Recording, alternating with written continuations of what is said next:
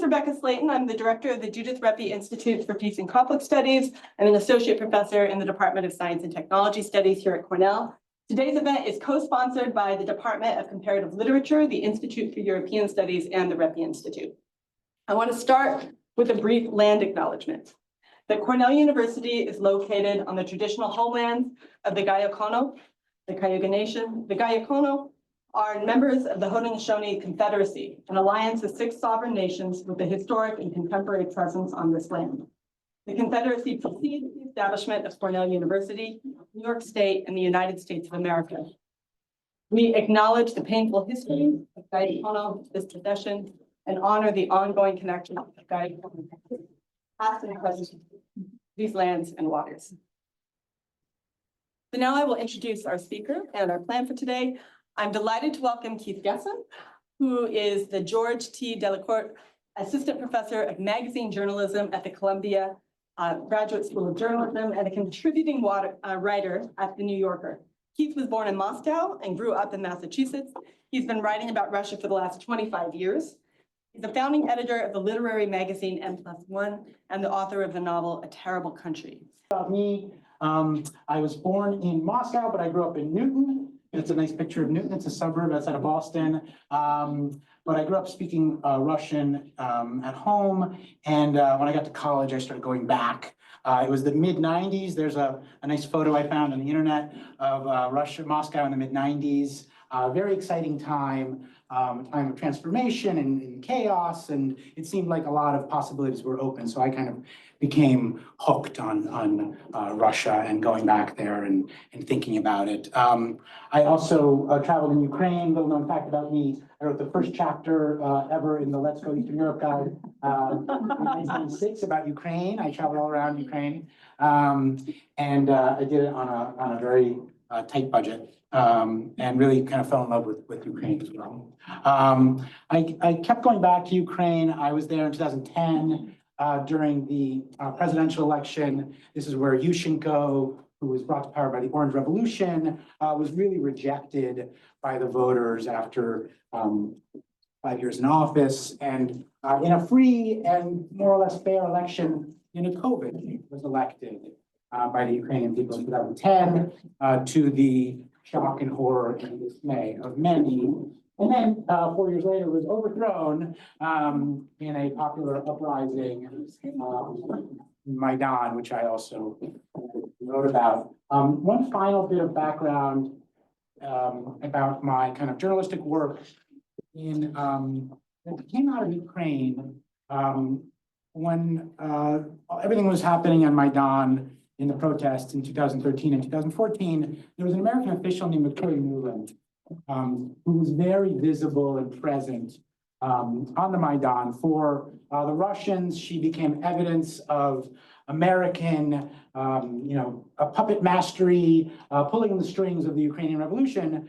For me, it raised this question where clearly the president, Barack Obama, had made it clear that he really wanted nothing to do with this whole situation. And yet here was the Assistant Secretary of State, which at the time I thought, what's the Assistant Secretary of State? I've never heard of this person. I now know that's quite a high position in the State Department. It is Senate confirmed. But at the time, I thought, who is this minor official running around and doing the opposite of what it seems like the president wants? And it made me, for the first time in my 20 years of writing about Russia, I'd always just gone to Russia or Ukraine and just kind of talked to people and seen what was happening and not been really interested in what was happening in Washington, D.C. But for the first time, and also we just had a kid, so kind of running off to Ukraine all the time became more complicated. So I started running off to Washington, D.C. and spending more time there and talking to people who either were working on or had worked in the U.S. government on Russia, Ukraine, and the region, and kind of understand who they were, how they think, and what they do. And that was interesting in and of itself, but it also kind of helped me think about the Ukraine crisis once it came. So the first thing I did in the run-up to the war, the U.S. government began making quite loud noises about an imminent invasion in the fall of 2021. So I thought, I'll go to Moscow and I will find out if there's going to be a war. So I went in January 2022. Moscow was beautiful. It was covered in snow. I took this photo. The holiday lights were still up. And nobody thought there was going to be a war. Nobody had talked. And Alexander Baunov, who was at the Carnegie endowment in Moscow, he said, well, they might try to invade in the Donbass, but no Russian leader is going to bomb Kharkiv and Kiev. That's what the Germans did. It was impossible to imagine that a regime that had built a lot of its identity around kind of commemorating the Soviet achievements in World War II was going to do exactly what the Germans did, right? And I came back from there and I wrote an article saying, no one thinks there's going to be and nobody would publish this because it was boring. Because, you know, there's no war and people in Moscow don't think there will be one, right? It's kind of a very dog bites man sort of thing in journalism lingo. It only became interesting in retrospect once the war began, because it confirmed two things, one of which we know for sure and one of which we're still debating. So one of those things was that Putin didn't tell anybody about the war, right? He didn't tell anybody outside of his very narrow inner circle, and he didn't tell his military, right? Until just 48 hours before the invasion, with, you know, quite negative consequences for the success of that invasion. So that was one thing. And, you know, not that I was talking to super well-connected people, but I was talking to mediumly well-connected people who really didn't think there was going to be an invasion. And the second thing, which we're still arguing about, that I learned from that trip was nobody in Russia thought this was a good idea or wanted it to happen. Right? There were people running around saying, the Ukrainians are very nasty. We need to, you know, invade them and change the regime. There was just no social demand for that. So when we argue now, you know, is this Putin's war or is it Russia's war? For me, that experience in retrospect of being in Moscow and not hearing a single person say that this was a good idea, to me indicates this was very much Putin's war. Okay, so the war begins, and I was able to go in March 2022, and I spent almost a week in Lviv, which is in Western Ukraine. That was a very powerful experience. Lviv is far from the war. Walking around, it's this old European city. It used to be part of Poland. And it was part of the Austro-Hungarian Empire. It's quite beautiful. It wasn't that different from how it had been in the past. There were a few more people. There were more people speaking Russian. It's a Ukrainian-speaking city, but there were people speaking Russian. Those were people who were coming from the east. But walking around the city, you weren't kind of blown away by how different it had become in that first month of the war. But if you went to the train station, it was quite shocking. Every 30 minutes to 45 minutes, a train would arrive, the doors would open, people would spill out, mostly women and children who were coming from the east. And I wrote in the article, it's kind of like a map of where the fighting was heaviest. So, you know, if Mariupol was really being bombarded, 36 hours later, a train would arrive and leave. People would get out, they were from Mariupol. If Kharkiv was getting bombarded, a train would come from Kharkiv. It raised, at the time, it raised a kind of a ethical question for I teach journalism, so I think about this a little bit. But, you know, some journalists are very good at coming up to people who are in crisis and distressed and starting to ask them questions. I'm not that good at it. But I kind of developed at a certain point, I kind of stood there for a few hours, just kind of watching people get off these trains. And I saw an older woman kind of struggling with her suitcase that was very heavy. And I was like, well, can I help you with your suitcase? And she was like, sure. And then I kind of carried her suitcase and we started talking. And so I kind of developed a kind of rule for myself where it's like, I wasn't going to just like pounce on people and start interviewing them, but if they let me carry their luggage, then I can have a conversation. And, you know, and people were really distressed. Some of them, they just got on a train. They kind of put their belongings, some of their belongings in a suitcase. they didn't know, they didn't have a plan. They were just going to get to Lviv and then see, right? And after a few days, I had this incident where I was carrying a woman's suitcase, and she's like, "Where do I go?" And I said, there's a volunteer over there. Let's go talk to the volunteer." And we go to the volunteer, and she says, "What do I do?" And the volunteer's like, "Well, it depends on where you want to go. Like, there's buses for Poland over there, right?" And she said, "Well, what happens when I get to Poland?" And he says, "Well, there'll be other volunteers." And then, so we start walking toward the bus to Poland, and then there's this group of men with French flags. And people are kind of gathering around them, and she's like, "Well, what's that?" And so we go over, and it's these French farmers who have driven in these minivans from France. Their community has raised money, and they are just like picking people up and transporting them to their farming community where they grow wine in southern France. And this woman turns to me, and she's just escaped from Mariupol, and she has no family.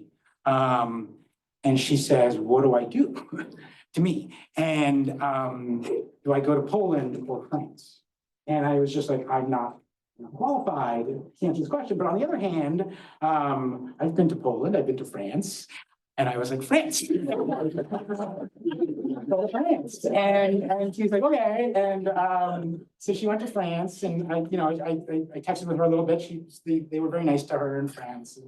But it was just this incredibly chaotic and crazy situation. The war was everywhere. It was an emergency. I spent time with a sociologist, a young sociologist from Lviv, who was a real lefty kind of anti-war sociologist who was going through this kind of crisis. She was doing a lot of stuff to kind of gather supplies and help people. But she said to me, she said, "I used to be against doing anything for the military, but then my friend Taras, who was part of our leftist collective, joined the territorial defense in Kiev. So now when the territorial defense needs supplies, I try to do it because Taras needs supplies. But also I'm thinking, I don't know, what are you doing?" So people's kind of lives were really turned upside down, and their kind of self-conceptions and their ideas of who they were turned upside down by the war. Alyona, by the way, has since joined the army as a medic. She kind of made a decision. Then for very personal reasons that had nothing to do with Ukraine, entirely to do with my own life, I could not go to Ukraine for 2.5 years. So after that trip to Lviv, I had to kind of think about, okay, what can I kind of contribute to discussions of the war without actually going to see the war? And so one of the questions that people were asking me a fair amount when I got back from Ukraine that first time, they said, "How is the war going to end?" And I was like, "I don't know." If you had asked me on February 23rd, before the war started, I would have said, "I don't think the war is going to happen," right? I think it's a bluff. I think they'll find a way to kind of avoid it. If you had asked me on February 24th what was going to happen, I would have said the Russians are going to win, and they're going to win really fast. I would have been wrong in both cases. So when people started asking me this question in March, April, May of 2022, I didn't know the answer, and I thought, well, is there like somebody who would kind of know the answer, thinking about this more historically or from a political science perspective? So I discovered, as those of you who read this article know, that there's this group of people who study war termination. And in a way, it was my first encounter. I come from a history and literature background. I'd never really encountered quantitative political science. Are there any quantitative political scientists in the room? Yes. That's it?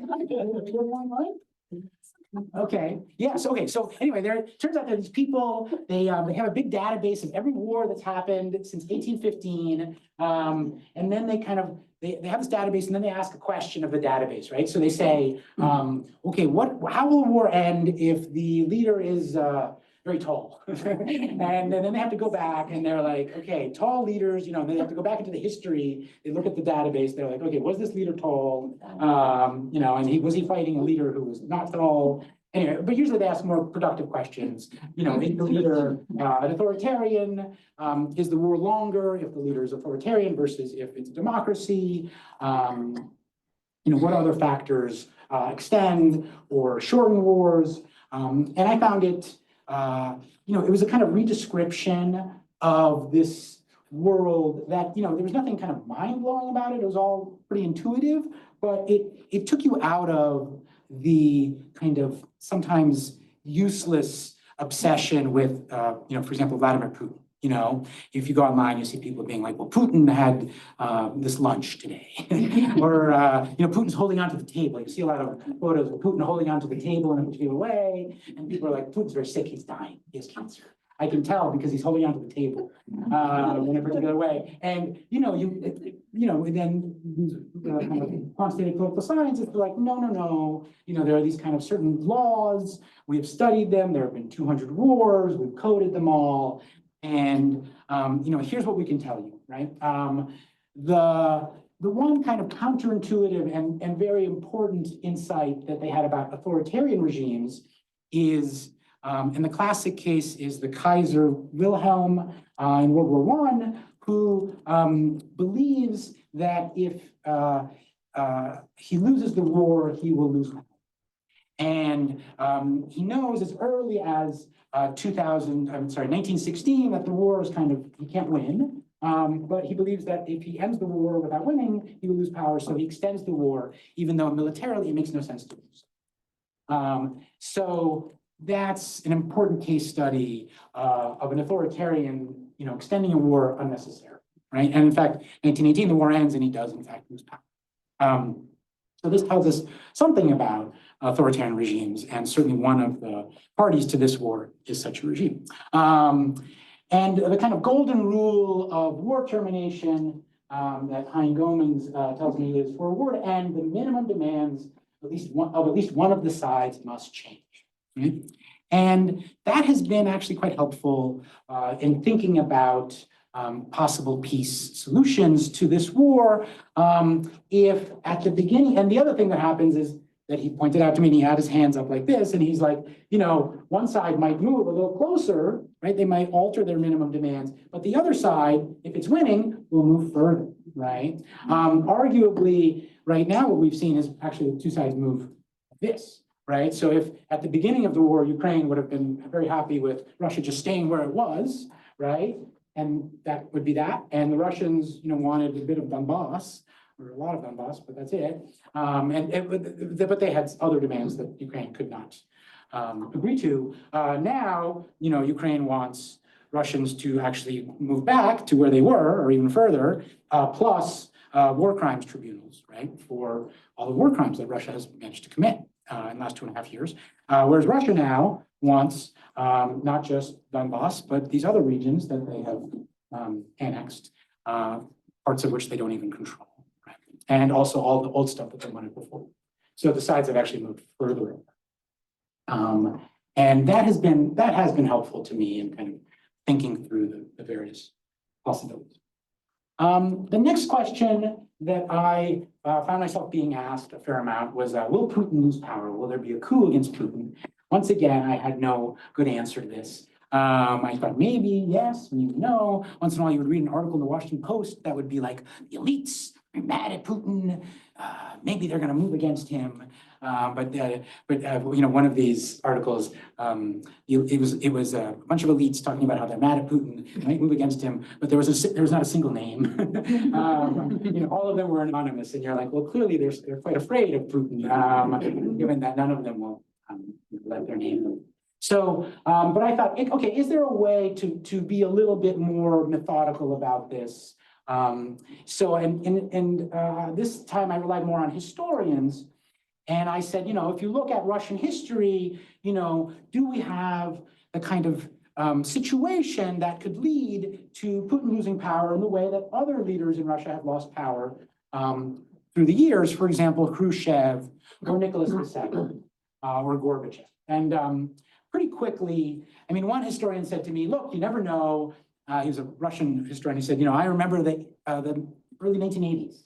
He said, I remember looking at a photo of the Central Committee and thinking, all these people look exactly the same, right? None of them think differently, and nothing's ever going to change. But one of those people was Mikhail Gorbachev, and it turned out he did think differently, and things changed very quickly. So his point was, well, you never know. But other historians were like, look, if you look at the actual specific situations, and I was really interested in Khrushchev because he, had been taken out kind of by his inner circle, and It did not require a mass revolution, as you'd seen in 1917 and arguably in 1991. The book was like, no, it's not like Khrushchev at all, because Khrushchev made two key mistakes. He, first of all, was very mercurial, and he was often kind of removing his loyal subordinates. And so they felt uncertain about the future. And Putin does not do this. He does the opposite of this. He prizes loyalty above competence, right? We've seen this over and over. His Minister of Defense, totally incompetent, stayed his Minister of Defense even after proving that he didn't know what he was doing for several years, and was only recently removed. And even when he was removed to a kind of cushy spot. So Putin has learned this lesson from Khrushchev. The other thing that Khrushchev did was he had a Politburo, this group of kind of advisors whom he empowered. You know, the Politburo would meet, they would discuss, they would make decisions. Khrushchev was first among equals, but there was a Politburo. Putin does not have a Politburo. He does things informally. He has some close advisors, but he kind of shifts them around for different decisions. So there isn't this kind of internal body that has kind of its own authority that could move against it. Right? So no, the Khrushchev case is out. I said, what about 1917? And Zubok said, no, people think that 1917, the abdication of Nicholas II was because there were shortages throughout the country. Actually, the main shortage was in St. Petersburg. There was a kind of delay in the shipment of bread in February of 2017, which led to lines and some disturbances. So it was just one city, but it was the most important city. It was the capital city, right? And so Putin has learned this lesson too. He has kept Moscow comfortable and well-provisioned and more or less isolated from the war. So that's out as well. And we kind of ran through every possibility, and Zubok said, no. Unfortunately, it took me so long to write this article that when we were almost done with it, the Prigozhin mutiny happened. And I had I talked to Prigozhin about Prigozhin to various people in the course of writing this, but nobody predicted this. This was both good and bad for the article. It was good because it made it kind of very topical. Suddenly everybody was talking about regime stability or instability. It was bad because I had thought of the article as a bit more kind of a long kind of historical excursus. And instead it became kind of like much more topical. So good and bad. And this line came out of that Prigozhin experience. I said, Vlad, do you think, what is the Prigozhin march on Moscow like? Is it like, Pugachev, who's this 18th century revolutionary? Is it like Kornilov in 1917 when he marches on Petrograd? And Zubok was like, Russian history is a straitjacket from which I'm trying to escape, everything that happens. Hey, it's the Smuta. Hey, that's the time of troubles. Hey, it's 1917. Hey, it's 1991. He's like, no, it's like Caesar's march on Rome. It's not from Russian history at all. He has crossed the Rubicon, but he turned out to be wrong. I think Caesar took Rome. I don't know, anybody, I should have looked that up, but I think Caesar, my understanding is Caesar reached Rome. For those who did not reach Moscow, in fact, it was like Kornilov's march on Petrograd in 1917. But I thought this was a funny quote about kind of historians feeling trapped in the history that they study and wanting something fresh and new. The next piece I wrote, and I think this was in the assigned readings. I was wondering, was there some debate in the government about, encouraging or pushing Ukraine toward negotiation? And as far as I could determine, there was not. But there was a debate going on somewhat outside of government between people about, should we be trying to set the stage for some kind of negotiated settlement? And it ended up being a profile of one person from the Rand Corporation, Sam Cherop, who had kind of consistently made a strong case for Ukraine making concessions in order to either prevent, he made this case before the war, or end the war as soon as possible. His kind of, I thought the best kind of the quote that encapsulated this was, it's not necessarily that I think Ukraine needs to make concessions, it's that I don't see the alternative to that eventually happening. So he was not making a normative case, but rather kind of predicting that there was no better alternative. For me, Sam's kind of an interesting figure. He, as many of you know, Rand Corporation is a think tank that was set up by the Air Force after World War II. A lot of what it did was think through nuclear war, how to prevent nuclear war, or how to win a nuclear war. There's a famous book by Fred Kaplan called The Wizards of Armageddon about the mathematicians who were thinking through these various scenarios. And the thing that Rand is most associated with mathematically is game theory. Right? They were really using game theoretical models to think about deterrence and other aspects of nuclear exchange. And Sam is very much in this tradition, right? So, there were two main objections to his arguments. One was practical and the other was moral. The practical objection was Putin is not actually interested in negotiations, so you can come to him with, these ideas and it just won't lead to anything, so it's pointless. And that was roughly the position of the US administration. And Sam would say, well, we actually don't know because we haven't tried, right? Which I believe to be true. We don't know. And that doesn't mean that Putin would go for it, but we don't actually know. The second argument he had less of a good answer for, and that was a moral argument about if you did what Sam Sharp was arguing for, which is to kind of freeze the conflict where it was, you would de facto be leaving hundreds of thousands of people under Russian occupation, and possibly more than I don't know. And we know what happens under Russian occupation, right? It's filtration camps, it's children being deported to Russia, it's re-education, right? It's like Russia, but worse.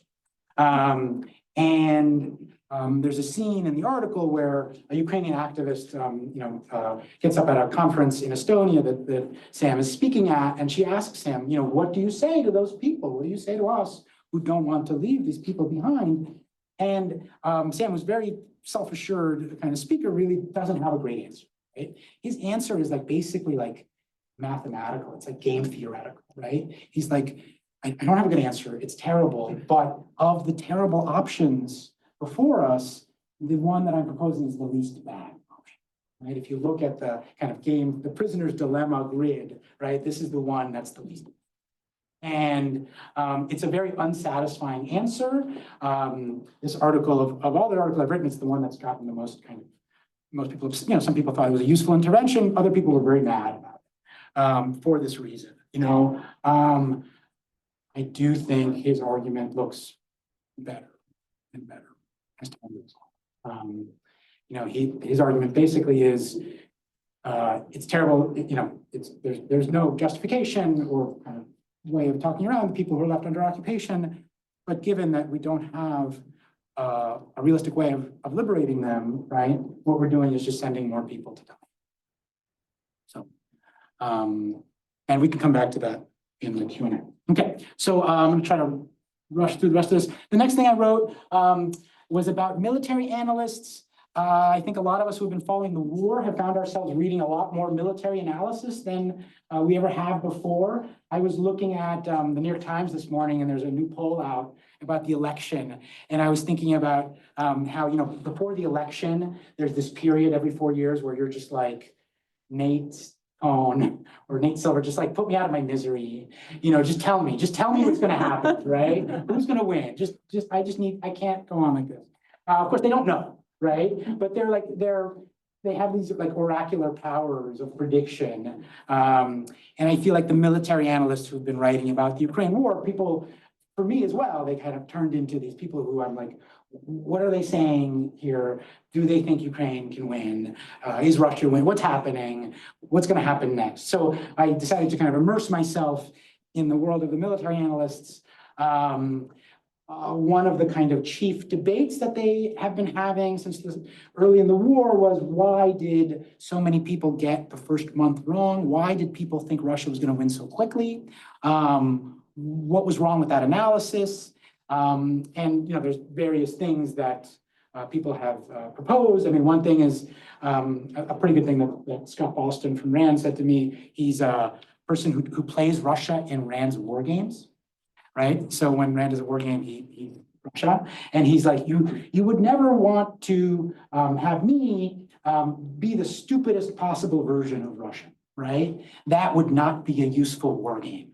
And he's like, what we saw in February and March of 2022 was the stupidest possible invasion plan that you could ever imagine. Nobody would ever have kind of war planned for that, because that would not be a useful exercise. That's not how you prepare for your adversary. But they happen to have the worst possible plan. And American intelligence, I think even more than we realize to this day, really helped Ukrainian leadership understand where Russia was going, and what they were going to do, and prepare for that as best they could. The kind of key quote in this article was from Rob Lee. He said, people came to very strong conclusions based on the first month of the war, and I think a lot of those conclusions were wrong. If you remember, there was this period of kind of optimism about Russian incompetence and Russian weakness, clearly on display in the first few months of the war. And the case that Rob made, and a few other people, that, you can't actually generalize about the Russian military from this. They're still a very formidable military. They takes them a while to adjust, but they will adjust, and they have adjusted. And they have been advancing. So that's one thing I learned from the military analyst. The second thing I learned was just to kind of not listen to everything, not treat them as oracles, right? They have their limitations. They're very good at military analysis, at political analysis that they're sometimes drawn into. That's less their strength. We can talk about the Kursk invasion in the Q&A, and the Kursk incursion in the Q&A. That's been a situation where the military analysts all hate it. They think it's a bad idea from a military perspective. It stretches the front, which is not what you want to do if you are less well-resourced and you have fewer men. But from a political perspective, arguably it has been a success. So that's been a very clear divide between the political and the military analysts of this conflict. I felt like I inoculated myself a little bit against the military. Okay, I'm gonna finish up in a second. This is just a screenshot of Twitter. We are all public intellectuals now. I'm going to save this till the end, but we are in a poisonous information environment, and I think about this is an old book, but there's a book called The Last Intellectuals by Russell Jacoby from like the 1990s. This is when I was kind of in college and getting out of college. There was this fantasy that there was this fear that intellectuals had kind of gone into the academy. They had no contact with the public, right? And this was terrible. And we need a new generation of intellectuals that wants to be in contact with the public. Well, we are now in a world where intellectuals are in contact with the public all the time, and it is a terrible world. It has its pluses and minuses, but it definitely has its minuses. And actually, I put that slide after the military analyst because one of the military analysts spends a ton of time on Twitter.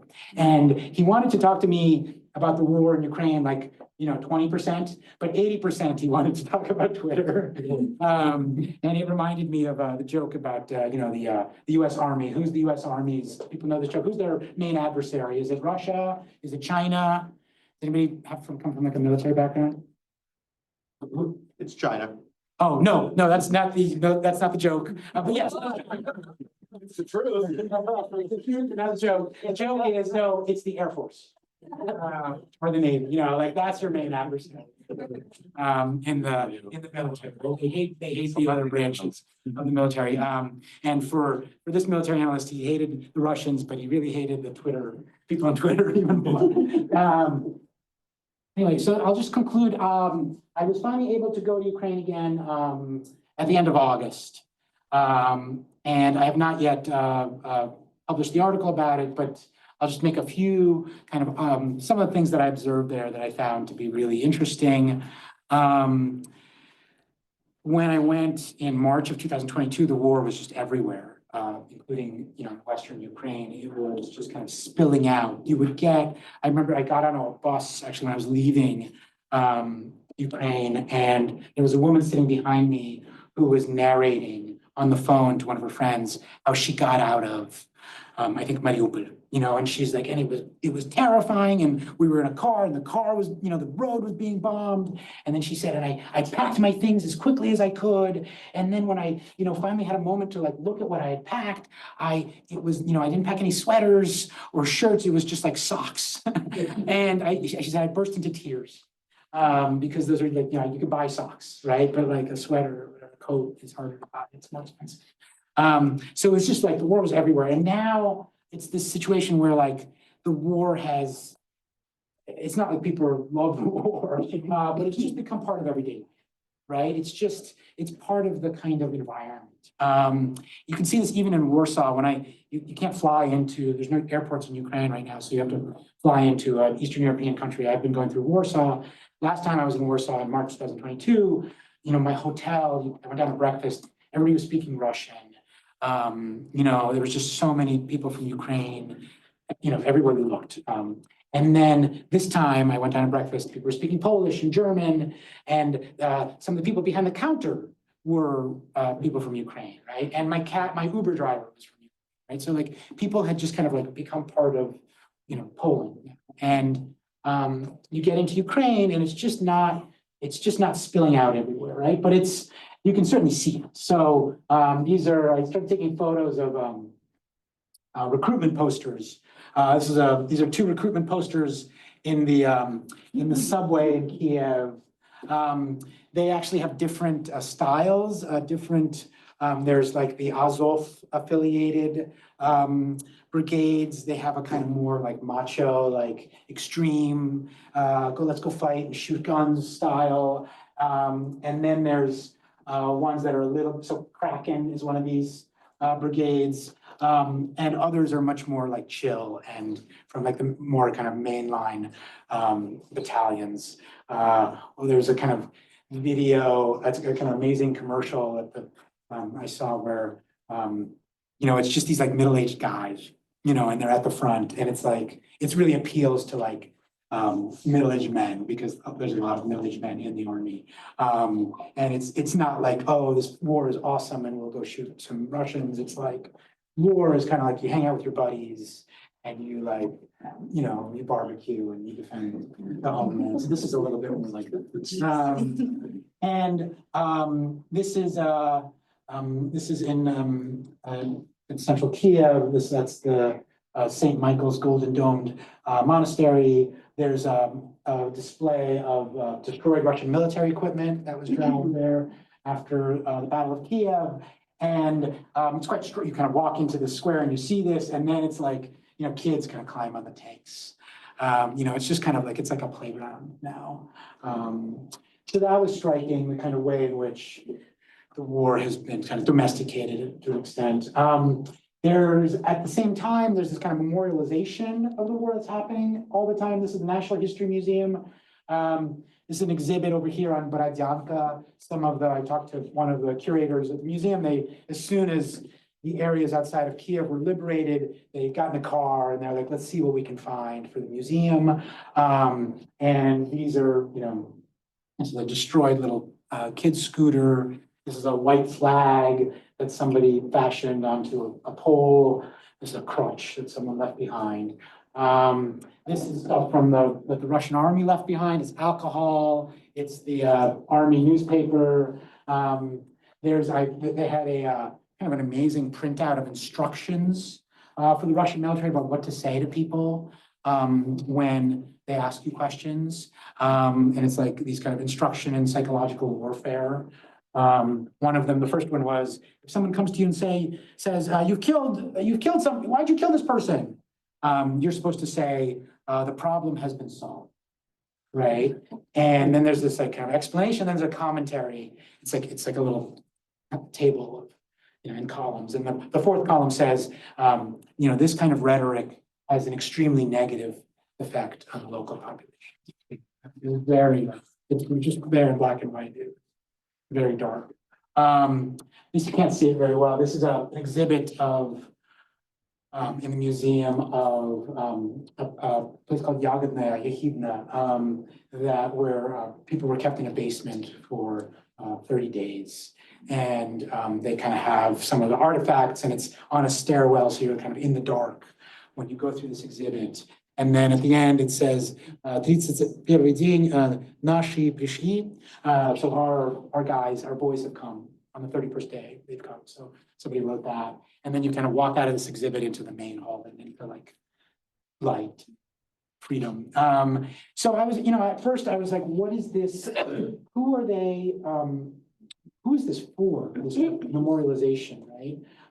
People in, Kiev know, they went through it, right? There's not a lot of tourists going through, like, who's it for? And I talked to one of the curators, and he's like, well, it's for foreign delegations, it's for them to see, and also people from like Western Ukraine, they didn't go through this, so it's important for them. But like, in my mind, I was like, yes, but it's also like, you're clearly reminding yourselves, right? It's like, because the war has become so normal, it's a kind of like, reminder to everybody that this is a terrible thing that's happening, right? It's still happening, and we should not forget about it. Final thing about this recent trip. This is just another. So these are like I forget what they're called, but they're these like steel little. Anybody know what these are? Hedgehogs. Yes, hedgehogs. You put them in the street to prevent enemy vehicles or tanks from getting through. So they haven't been put away, but they've kind of been stored. They're just kind of stored here by the side. Like you might need them again to put them out here. This is right in central Kiev, next to Maidan. But they're just kind of put away for the moment, right? Just in case. I thought that was interesting. This is also on Maidan. That's the central square. These are flags put for soldiers who've been killed. And there's thousands of them. It's just this field of flags, and there's a little American US section, there's a little British section. And this I found really interesting. This is a little protest on Independence Day. These are wives and mothers of men who are in the army. And these are men who volunteered very early on and are still in the army and can't get out. And to me, this was kind of, and I was like, well, do you want the war to end? And they were like, our men have been there for 2.5 years. We want other men to go. And one of the women, this woman, Olga, she pointed, she's like, look around. There's all these men walking with their wives. I want their men to replace our men, right? And she's pregnant. And she said, I want my husband to come back and raise his child with me. And then I was like, well, do you want the war to end? And they were like, no, right? We're not asking, we can't let the Russians win. We can't give up this territory. So no, we just want, our men to come back and these other men to go. So, and that's also kind of reflected in the polling right now. There's this, for most of the war, Ukrainians have said no peace talks, no concessions, right? And now, more recently, people are saying, okay to peace talks, but no to concession, right? Which is a contradiction, right? But you can understand it, and so I thought these women very much embodied that. Some very quick conclusions. What have I learned? The interstate wars stuff. You're like, okay, but it's like a small data set, right? There's only 200. I mean, it's a lot. It's more wars than you would like, right? But if a robust data set, would have 10,000 wars, right? You only had 200. I put this to one of the war termination guys, and he was like, well, yeah, but we've only had 45 presidents. We still kind of have ideas about presidency. And I was like, okay, fine, but wouldn't you like 10,000 wars? And he's like, yes. It's the smuta, historical comparisons are useful, but for every historical example, there's a counter-historical example, right? Is this war, is it World War II? right? In which case, a lot of people say, one of the military analysts is like, if, we got to keep fighting the war because, if the Soviet Union had given up in 1942, they would never have defeated Nazi Germany, right? You have to keep fighting. Or is it the Finnish War, the Winter War, right? Where the Soviets, suffered like a real bloody nose and were repulsed by the Finns at first, but then kept going and, basically got what they wanted out of that war. So these historical, they kind of work both ways. Information environment, as I said, poisonous. Grand strategy, I had a conversation with a senior administration official who'd been involved in the planning before the war. I talked to him in summer of 2023, and at that point, the Biden administration, they just seemed like geniuses. They had just done everything right. They had released the intelligence before the war. That was brilliant. They had shared intelligence with the Ukrainians. They helped them win the Battle of Kiev. They had managed the escalation cycle. They had delivered all these weapons. They had unified the Europeans. They looked really good. And then a year later, they don't look as good, right? There's no end game. There's no strategy. They're just being kind of, they don't look as smart as they looked a year ago. And largely, this counteroffensive from a year ago that failed, the Ukrainian counteroffensive, really kind of turned the narrative, in a more negative direction. So that was one of the things. In terms of peace, since we're at the Institute for Peace Studies, as I said, Russia does make these, Russia keeps saying, we're always open to negotiation. By all means, negotiate with us. Our demands are these territories we don't even occupy and neutrality and disarmament, right? Totally unacceptable demands. Ukrainians are tired of the war. They have been saying that now for a little while, but they don't want it to have been for nothing. US has no clear strategy. The ceasefire may still be the best of all the very bad options. The Kursk incursion adds a kind of complicating factor to that. Okay, I would love to spend the rest of the time in discussion. Thank you.